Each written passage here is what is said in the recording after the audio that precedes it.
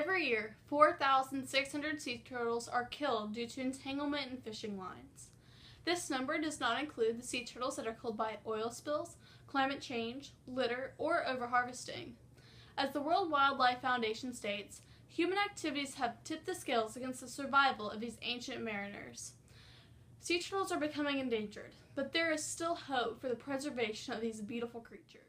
Sea turtles are becoming endangered for a number of reasons, but it's mainly human activity that's having the largest effect on their lives.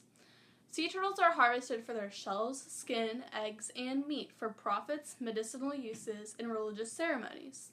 It becomes very easy for people to overharvest them. The World Wildlife Foundation claims tens of thousands of sea turtles are lost this way every year, devastating populations of already endangered greens and hawksbills. As well as overharvesting, habitat and climate change is taking a toll on the sea turtles. Feeding grounds like seagrass beds and coral reefs are being destroyed by onshore activity. Nutrient runoff and sedimentation from the shore can travel to the ocean and pollute their feeding grounds with the substances that can be poisonous to them. Also, the gender of baby sea turtles is determined by the temperature. More males are born in cooler temperatures and more females are born in warmer temperatures. Well, global warming has brought the birth of more females. The ratio of male to female hatchlings should be almost 50-50, but with this increase in females and uneven ratios being produced, this will eventually harm future reproduction if this ratio grows even more out of proportion. In addition, oil spills are very harmful to the health of sea turtles. According to the Office of Response and Restoration, a major oil spill has the potential to have some serious negative effects on sea turtles. When there's an oil spill, the oil that gets into the ocean will float. Sea turtles are air breathers and surface for air a few times per hour, so it becomes very easy for them to encounter oil after a spill. When a sea turtle encounters oil, it can clog in their throat, irritate their body parts, it can harm their breathing and heart function, and it can harm the food they eat, like jellyfish. While oil spills are accidents, it's still a human activity that can seriously devastate sea turtles. One last human cause for sea turtle harm is litter. Litter is like trash bags, fishing lines, bottles, balloons, and rope, just to name a few, and they can be very harmful towards sea turtles. Sea turtles can become entangled, which can cause severe damage to limbs. Floating trash can also be accidentally swallowed.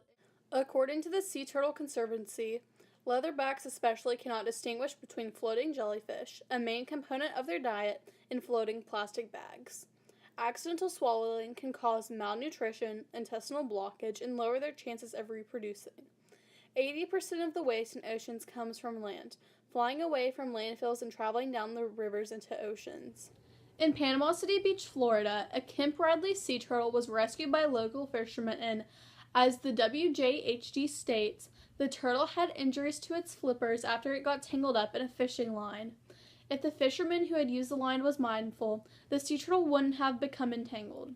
Now it's in the care of the Gulf World Marine Institute. The Gulf World Marine Institute is one of many organizations helping to save the lives of injured sea turtles. In South Padre Island, Texas, Sea Turtle Inc. rescues, rehabilitates, and releases injured sea turtles. They are a non-profit 501c3 organization. Founded in a backyard in 1977, Sea Turtle Inc. not only helps rehabilitate sea turtles, but they also inform the public about sea turtle conservation. As a non-profit, they're completely funded by donations from the public and sales in the gift shop. The donations help with the upkeep of facilities and for scholarships as well. I have visited Sea Turtle Inc. many times, and I can say that they do a great job with informing the public and creating a healthy environment for the turtles. The facilities are well kept and the turtles they showcase are beautiful. Allison, a sea turtle with one flipper, was able to get prosthetics thanks to Sea Turtle Inc. They're just one of many sea turtle rehabilitation centers across the globe that is helping to save the lives of thousands of sea turtles each year. There are different legal protections regarding the health of sea turtles. The Endangered Species Act was enacted in 1973, and its main goal is to prevent the extinction among plants and animals.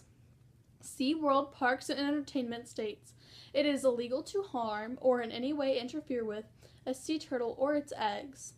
On the Endangered Species Act list, all sea turtles, except for the flatback, are listed as either threatened or endangered. 6 out of the 7 species of sea turtles are endangered or critically endangered, and it's our fault. We are causing serious harm to them due to climate change, overharvesting, oil spills, and litter, just to name a few. There are legal protections and organizations working to promote the welfare of sea turtles, but it's time for the general population to take action. You can help by being mindful of the sea turtles, like picking up trash on the beach, using reusable water bottles and bags instead of plastic ones, donating to sea turtle organizations, and by not buying sea turtle products. The Defenders of Wildlife note, be aware of sea turtle nesting areas and avoid nesting and hatching turtles. If you see an injured sea turtle, call a wildlife alert number immediately and be prepared to stay until help arrives. Sea turtles are endangered and they need our assistance. It's up to humankind to determine a healthy and flourishing life for these majestic sea creatures.